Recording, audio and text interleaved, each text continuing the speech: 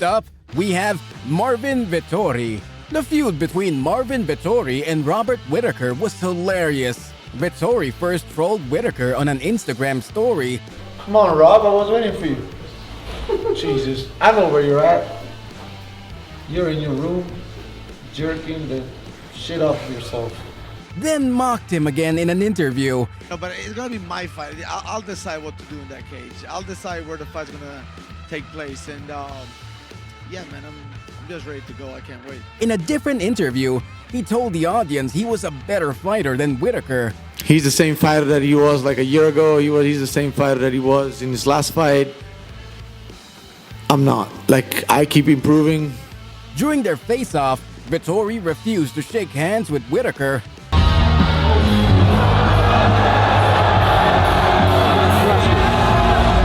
I saw him you wanna be friendly. I'm gonna crush him tomorrow. In the fight, Whittaker grappled him in the second round. Whittaker dominated the fight even though he could not win by submission or knockout. There was a particularly cold moment where we could see Vettori on his knees before Whittaker. The Reaper did his thing, shut Vettori up, and brought our humble-o-meter to a 5 out of 10. Next up is Bobby Green, who despised the Dagestani fighting style.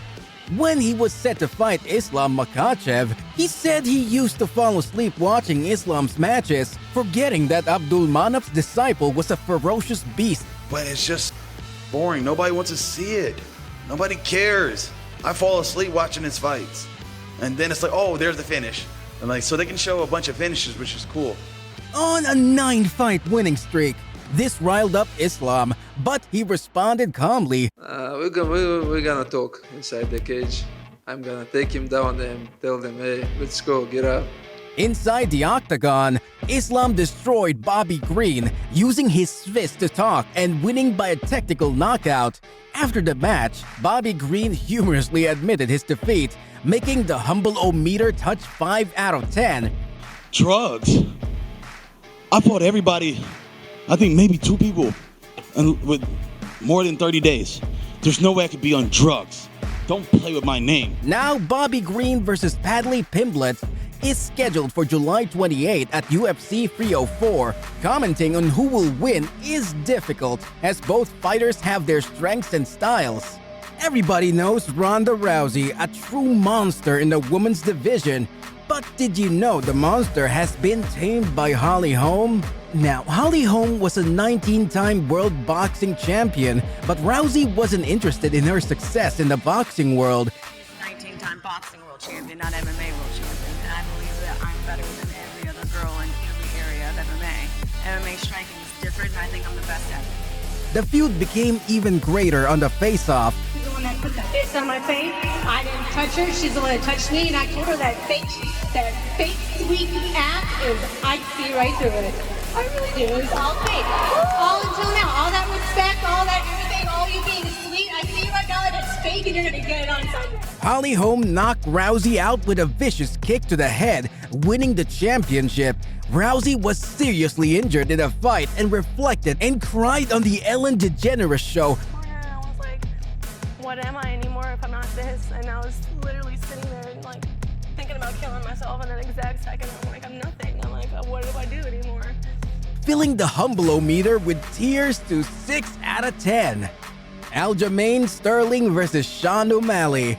Aljamain Sterling was considered the greatest bantamweight of all time until his match with Sean O'Malley. Sterling, who defeated many champions, underestimated Sean O'Malley. Sterling even claimed that Malley was no match for him. My thoughts on Sean O'Malley is that is frail.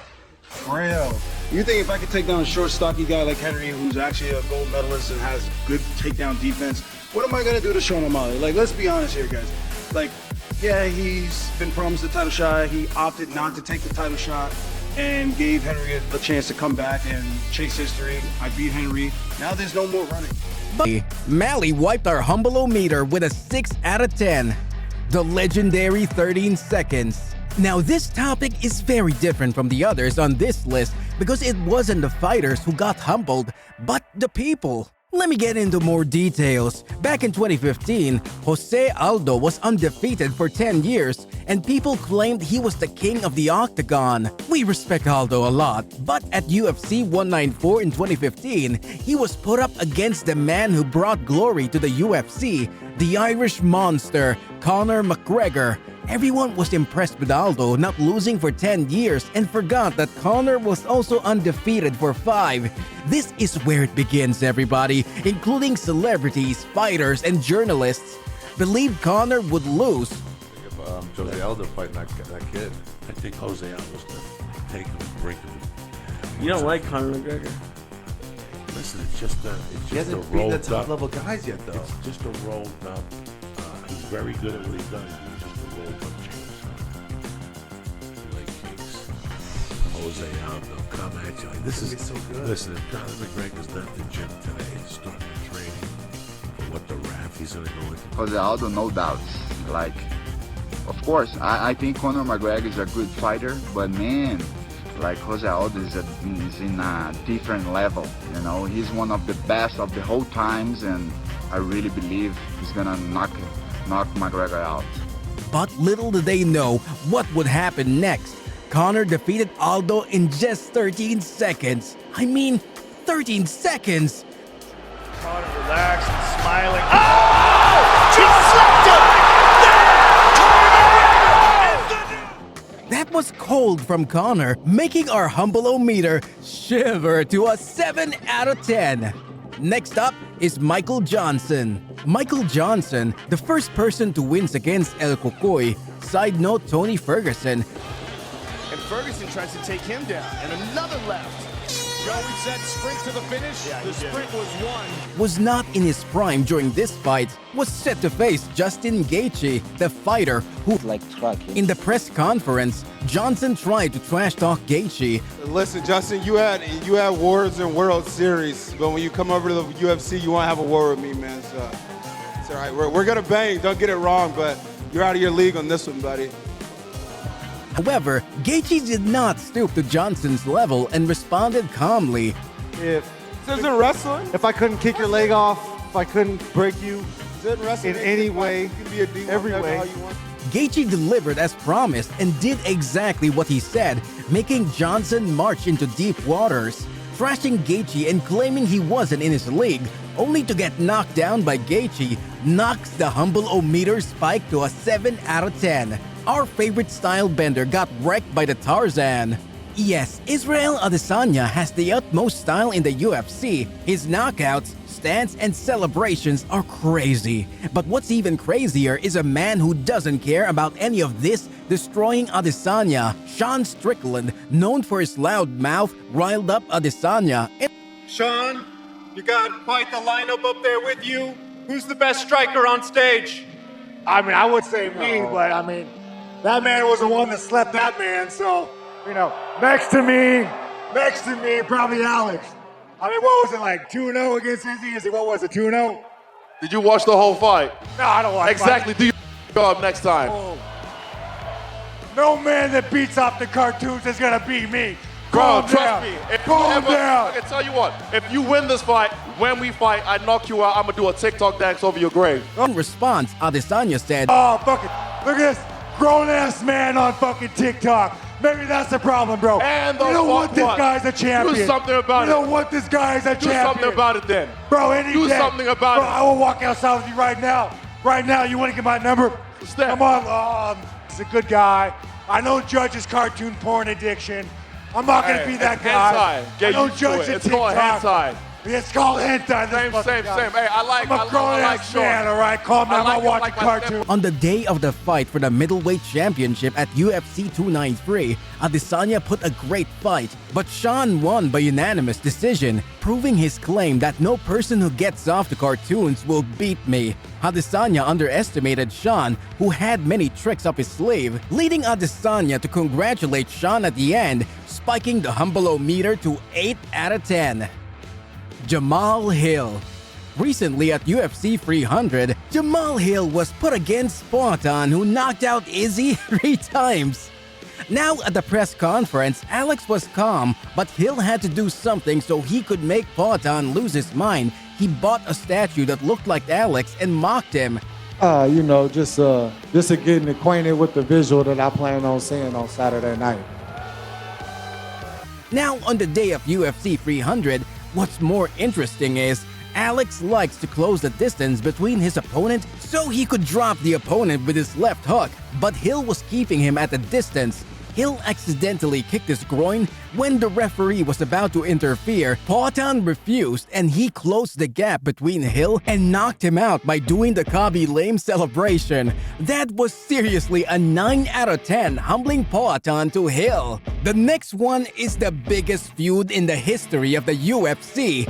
It was when the Notorious One faced the Eagle. Conor McGregor, as mentioned earlier in this video, had also tasted a bit of humbling. Conor was one of the best pound-for-pound fighters in the UFC, but Conor is even better at one thing, making people out of their minds with words. For Conor, it's all mind games. Remember when he made Jose Aldo nervous by saying, "Look into my eyes, little man. Little Brazilian. Ooh, vamos, hey. What you got to say now, face to face, man to man, what you got to say?" So Conor used the same style of intimidation with Khabib, who was undefeated and was a phenomenal predator who never bled. Conor first became late for coming to the press conference and Khabib said, "Hey, I don't need to wait for nobody. This is 3 p.m. Friends is here, media is here, everybody is here. Done a little bit late, it's okay, but 3 p.m. I beginning. If you guys have questions, let's go." Then at the next press conference, Conor asked him to drink because he never drinks. Proper 12. Proper Irish whiskey from a proper Irish. That's what I'm talking about. We came here to have a buzz with this. I almost didn't get the glass. I almost didn't get the bottle into the arena. How does this mindset affect you going into the fight that Conor brings, well, a fan base? You know, it's Shane the Bush's birthday. I'm not underestimating. Here's a goggle for you, Dana. Proper 12. I'm not proper 12 on me. Hang joy. And when Here, I go to the hang cage, joy. Just let me give him. It's his birthday. I'm gonna go like yeah, Shane my the Bush. last fight. Happy birthday, Like, Shane the Bush. I don't drink. Why don't you drink? I don't drink. Why don't you drink? I never drink. I'll tell you some buzz at parties. I never drink. You're mad backwards. No. You're dead when I get my hands on you. Do you hear me? I never. Dead. I never drink. And there was some Russian stuff going on between Conor's friend and Khabib. And Khabib surrounded him and slapped him. And Conor, like Joe Rogan, would say, Conor fueled up the G650 and loaded it up with Irish guys. They flew to New York and attacked the bus that he was on. They literally called me and said, "We're being attacked right now by Conor McGregor."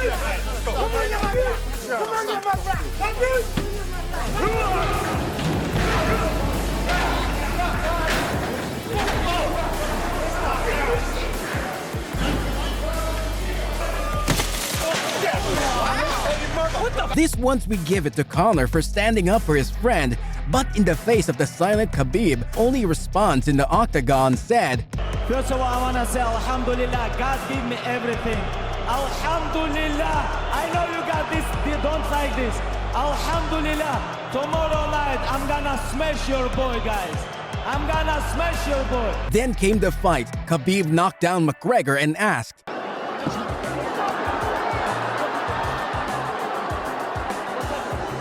Let's cook now.